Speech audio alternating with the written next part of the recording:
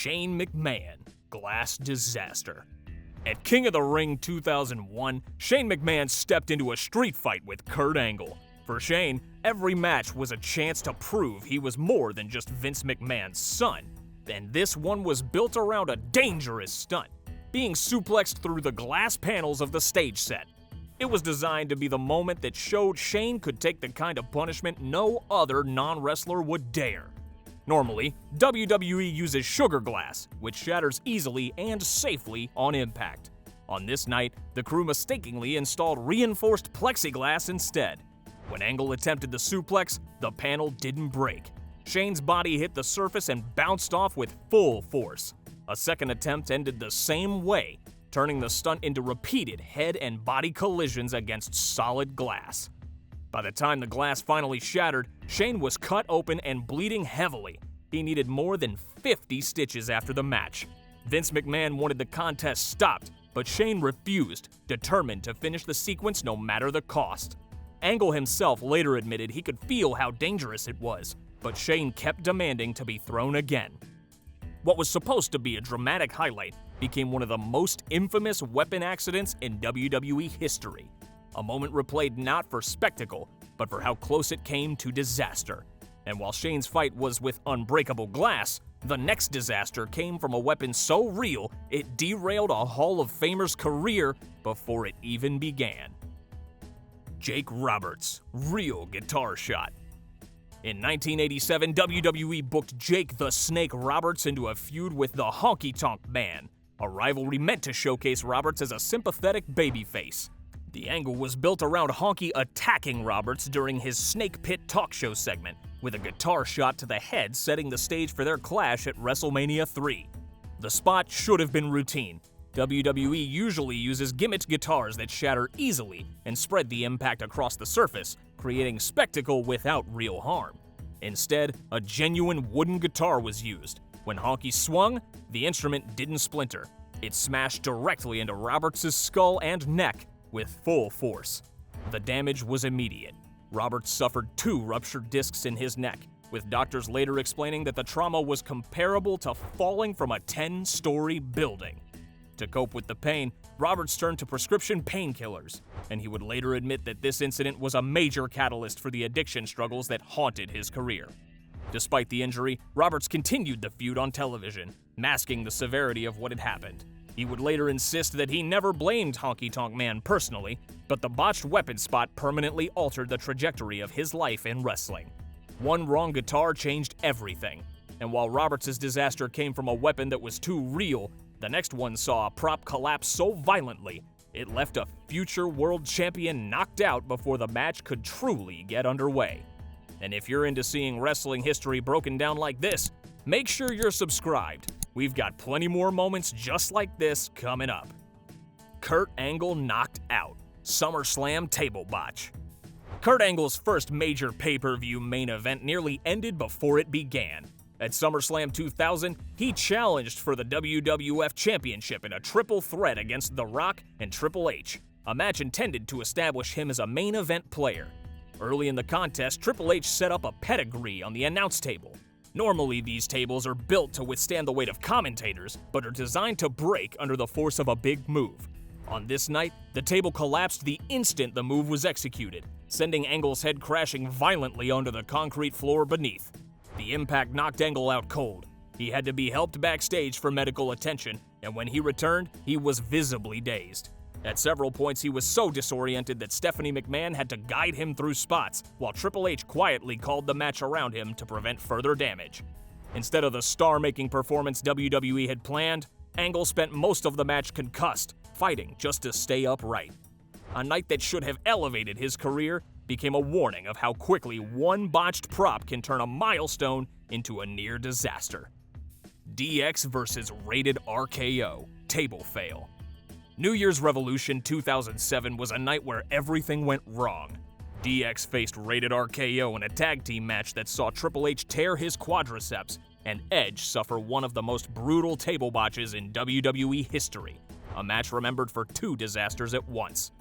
Late in the match, Triple H set up Edge for a pedigree on the announce table. The spot was supposed to showcase DX's dominance, sending Edge crashing through in a dramatic finish. Instead, the table refused to break. Edge slammed spine first onto a surface that felt like concrete, taking the full brunt of the move with no give at all.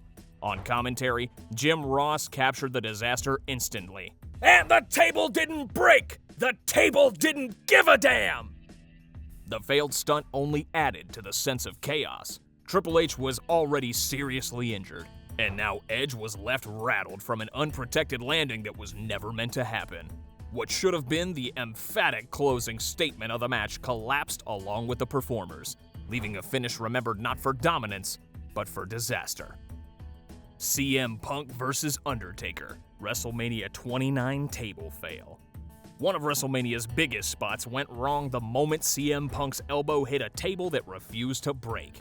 At WrestleMania 29, Punk faced The Undertaker in the match that was meant to define his place at the very top of the card. For Punk, already frustrated with WWE management, this was his chance to prove he belonged in the spotlight. The planned stunt called for Punk to leap from the turnbuckle and drive his elbow into Undertaker as both men crashed through the announce table. Instead, the table stayed intact. Punk landed full force on a surface that didn't give way, jarring his knee and hip with an impact meant to be absorbed by the collapsing table. The damage was instant. Punk later admitted he was in severe pain for the remainder of the match, and backstage reports confirmed his knee was badly injured. Most wrestlers would have been forced to stop, but Punk pushed through for nearly 20 more minutes, refusing to break character or slow the pace. Rather than producing a WrestleMania highlight, the failed table spot became a symbol of the risks WWE performers take when props don't behave as planned. For Punk, already carrying resentment toward the company, it was another reminder that even the biggest stage in wrestling could still betray him. And if his punishment came from a table that wouldn't break, the next disaster came from yet another weapon all too real. A sledgehammer that turned into one of the most dangerous trademarks in WWE history. Triple H's real sledgehammer. Of all WWE's trademark weapons, none blurred the line between performance and real violence more than Triple H's sledgehammer. When he first introduced it in 1999, the hammer was a prop with a rubber head fixed to a wooden handle, safe enough to swing without risk of serious injury. For moments when something actually needed to be smashed, WWE would briefly swap in a real hammer. That approach ended at WrestleMania 10-7 in 2001, during Triple H's match with The Undertaker. In a planned spot, Triple H struck Undertaker as he attempted the last ride. The blow looked frighteningly real, and Undertaker was left with a cut as the hammer's construction gave way. From that point forward, Triple H carried a legitimate sledgehammer in all of his matches, disguising the steel head by keeping his hand over it as he swung. The tactic helped him control the point of contact, but the risk was undeniable. A real sledgehammer weighs more than 10 pounds, and even the smallest miscalculation could fracture a skull or shatter bones. For over a decade, every time Triple H raised the weapon above his head, the line between spectacle and reality disappeared. The sledgehammer became a symbol of his dominance, but it also stood as a reminder of how close WWE came to letting a legitimate construction tool decide a wrestler's fate. And if the sledgehammer represented controlled danger, the next disaster showed what happens when control vanishes entirely. The moment Brock Lesnar stormed into a match, swinging ladders like baseball bats. Brock Lesnar, ladder accident. Brock Lesnar's shocking return at Money in the Bank 2019 began with a ladder smashing into a cameraman. The main event was already chaotic, with 7 men battling to grab the briefcase suspended above the ring. Then, without warning, Lesnar stormed to the ring to insert himself into a match he hadn't even been advertised for. On his way down the aisle, Lesnar shoved one of the ladders aside with full force. The heavy steel frame toppled over and crashed directly into a ringside cameraman who had no time to move.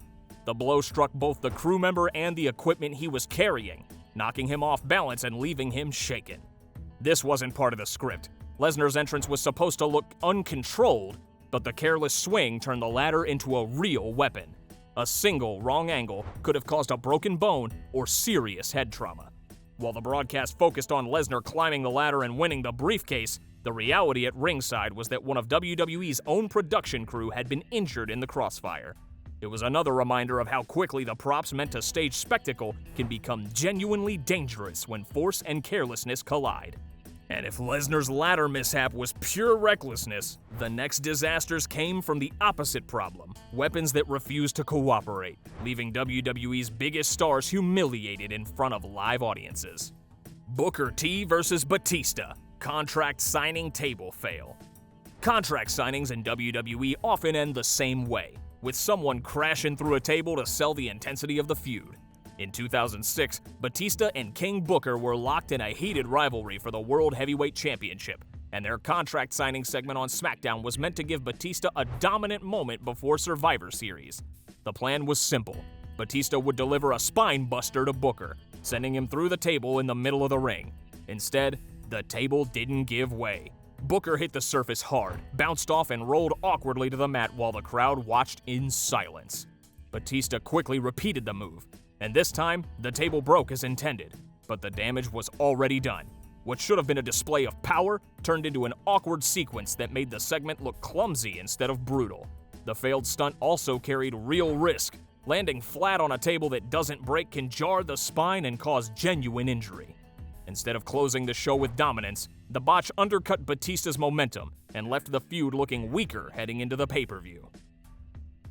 First women's tables match: Lay Cool versus Natalya and Beth Phoenix. History was on the line at TLC 2010 when WWE staged the first ever women's tables match. Natalya and Beth Phoenix faced Lay Cool in a bout designed to prove that female wrestlers could deliver in the same high-risk stipulations usually reserved for the men. The planned finish was simple. Natalya would shove Layla and Michelle McCool from the ropes through a table set up in the ring. Instead of breaking apart on impact, the table held firm. Both women slammed into the wood, bounced off awkwardly, and crashed to the mat in a landing that looked painful as well as clumsy. Thinking quickly, Natalya climbed the ropes and delivered a splash onto both women, finally forcing the table to break. The improvisation saved the finish, but the historic moment had already been undercut. What was supposed to mark a breakthrough in women's wrestling ended up remembered just as much for a prop that betrayed the performers as for the win itself. If a table could embarrass Lay Cool during a milestone match, the next accident proved that even something as ordinary as a crutch could cause chaos on the grandest stage of them all. Roddy Piper's crutch shot, WrestleMania 7. The most painful shot at WrestleMania 7 didn't come from a wrestler. It came from one of Roddy Piper's crutches. Piper was recovering from a real motorcycle accident and had to appear on crutches at ringside while managing Virgil in his grudge match against $1 Million Man Ted DiBiase. After Virgil scored the upset victory, officials flooded the ring to restore order. In the chaos, Piper hurled one of his crutches aside to free himself, but instead of clearing the area, it flew straight into referee Danny Davis, nailing him directly in the crotch. The moment was completely accidental, but it instantly stole the spotlight. The crowd erupted, and Bobby Heenan gleefully pointed out the hit on commentary, turning what should have been Virgil's triumphant moment into a slapstick accident replayed for years afterward. It wasn't dangerous like reinforced glass or real sledgehammers, but it proved a simple mistake with the lightest of weapons could still create one of WrestleMania's most unforgettable botches. If you enjoyed this breakdown of weapons gone wrong and want more deep dives into wrestling's most shocking moments, make sure to subscribe so you don't miss the next one.